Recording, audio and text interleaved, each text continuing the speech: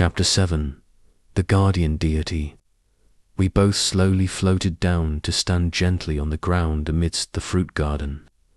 The first time I touched the soil, I immediately felt that the soil here was sandy, and upon closer inspection, I saw that it was coarse, clear white grains with a glittering light like gemstones. We walked along a narrow path to a long balcony that surrounded this garden. Next to the balcony were rows of glass, rooms along the entire length of the circular hall. Looking inside, some rooms were used to store tools and equipment, some were used to store produce and raw materials, and some were living rooms. The backdrop of every room was the view of the city below. It was a truly beautiful and wondrous sight. We walked along the balcony for a while and came to a point that looked like a clear glass tube about 2 meters in diameter. This tube was straight and disappeared into the ceiling, while the lower end of the tube extended down to just above our heads. Bosch led me to stand under the glass tube. As soon as we stood inside it, we both slowly floated upwards, like a glass elevator that would take us to the upper floor. But the difference was that this elevator had no floor, no buttons to press, no doors to open and close. We just stood under it, and we floated up. I feel like the structures here don't look like structures at all. They look more like nature, I observed. You understand correctly. It means you are starting to understand, he replied. Understand what? I asked immediately, as the elevator carried us higher and higher. Understand the mechanism. Let's just say I will elaborate on what that means, he replied. Okay, where are we going? I asked. To my office, he replied. After that, the two of us stood in a circular room about 40 meters in diameter. Everything inside this room seemed packed with translucent white crystal, whether it was the floor, walls, or windows. In the center of the room, I saw a tall chair standing on a 3-tiered crystal rock platform. Next to that chair was a scepter or some kind of weapon. The reason I thought it was a weapon was because this scepter had a long, golden metal rod. The end was decorated and engraved with elaborate patterns. Above those patterns were 3 pointed crystal rods, about 1 foot long, looking above my head at the position where this scepter was placed. There was a white light floating above it. This light was not a light bulb because it had no fixtures or wires. It floated freely and emitted light in all directions, illuminating the entire room.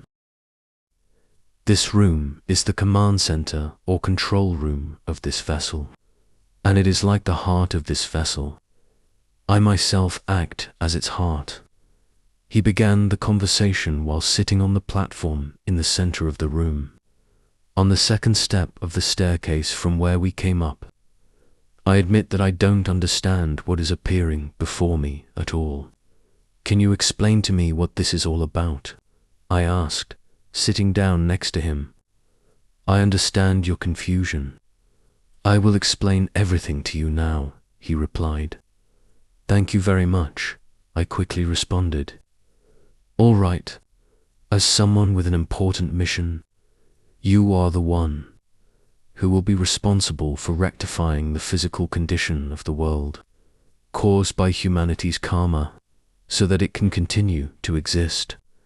Therefore, you need to know all the information about it from every angle. There are many secrets on this world that you are unaware of. What you see, the history or information you receive, is sometimes not the truth, while the truth is often hidden and disguised in the form of ordinariness or making you overlook it. And today, I will take on the role of making you aware. On this world, there are several kinds of truth. There is the truth that they say is true, the truth that you say is true, the truth that society says is true, The truth that the world says is true, and the truth that the universe says is true, or the ultimate truth of the Creator. He began the conversation. Yes, you know, right, that your world has undergone for major adjustments to the mass, weight of its surface. He asked to confirm my understanding. I know, someone from Thungra once told me, but I don't know the details, I replied. You don't need to know the details, but what you should know is the process that causes those adjustments, he replied. Most people on Earth understand that all the processes of change occur naturally. The word natural here, they define as something that happens by itself without anything causing it. This is a very mistaken understanding. Everything has a cause and effect, and all causes and effects, I can conclude, are caused by human hands. I would like to separate this into two major issues. First, the processes of change leading to degradation, which I think you already understand well, that the humans on the planet's surface are the cause of degradation in every aspect, because currently, humans cannot fully release positive frequency waves or love waves, which are the main energy for driving the world, including the behavior of shifting mass weight, such as exploding mountains to build cities in other coordinates, causing the mass weight on the planet's surface to be displaced arbitrarily, as well as creating pollution of air, water, and soil, causing the world's mechanisms to be unbalanced, creating continuous chain reactions of abnormalities. You understand this well, right? He asked. Yes, I understand, I replied. The second issue is the process of adjusting the mass weight on the planet's surface to create balance. This matter has been kept secret from humans for tens of thousands of years. The rebalancing needs to be planned systematically for the most accurate and precise results. It cannot be wrong by even 1 degree. Therefore, there is no way that these processes would be left to occur naturally as you understand them. And this is the reason why I and other advanced beings from all over the universe have to be here. What is the process like? Could you please explain it to me? I asked with curiosity. To summarize simply, the first process is caused by your world's humans, by creating imbalance, causing various anomalies and irregularities. Your mission, and that of your future friends, is to enable all humans to release love waves to drive the world towards balance. But since humans cannot yet maintain that balance, the second process is necessary.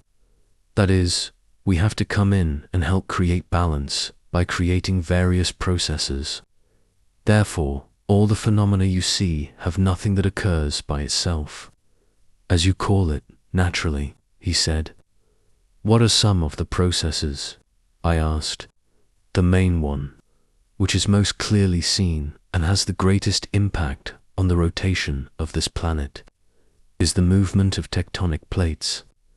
This often manifests in various physical reactions, such as earthquakes, volcanic eruptions, and uplift to adjust the mass weight on the Earth's surface, especially the process that causes volcanic eruptions is the most efficient and convenient process for transferring mass weight because we can accurately move large amounts of liquid mass from one place to another, he explained.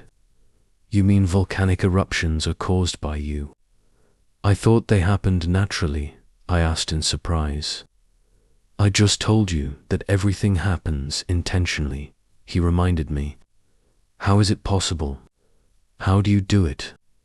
I asked. We divide those who will work on this into 3 main groups. The first group works on and under the ground, which is the group we are talking about. This group is responsible for descending into the ground through volcanic vents or cracks that exist all over the world. They use magma, or what you call lava, as a channel for transferring weight. They survey beforehand which coordinates should have the magma erupt. This needs to be discussed with all parties to determine the coordinates accurately, not arbitrarily. Once the coordinates are clear, they cut the Earth's crust in those areas.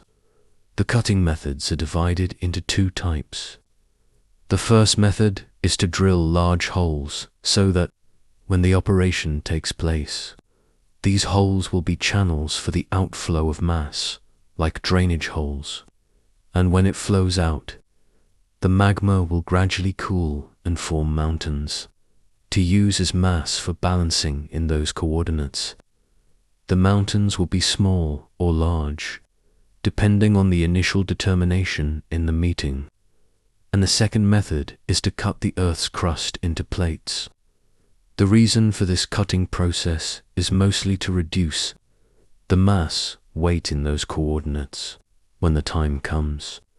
The pieces of land that have been cut will subside into the lava until they melt into liquid or move to shift their position, similar to a puzzle game you play. In short, both of these methods are processes prepared for increasing and decreasing mass, weight in each coordinate to create balance to support the structure of the world that will be remodeled in the near future, he explained. How can they go into the hot lava? It's so hot that it melts even rocks. I asked. All the vessels that descend are in a state of energy field displacement, so all the laws have no effect on them, he replied. Even heat? I asked. Yes, he replied. And what method do they use to drill holes or cut the Earth's crust? As far as I know, the Earth's crust is tens of kilometers thick, I asked.